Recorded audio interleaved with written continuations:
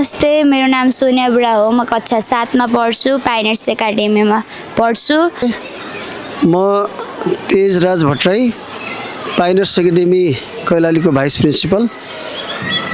लम्की United dance एकाडेमीद्वारा आयोजित लम्की चुवा विद्यालय स्तरीय एकल नृत्य प्रतियोगितामा हाम्रो पाइनर्स एकाडेमी कक्षा 7 मा अध्ययनरत छात्रा सोनिया बुढा फाइनल स्टेजमा पुग्न सफल हुनुभएको छ।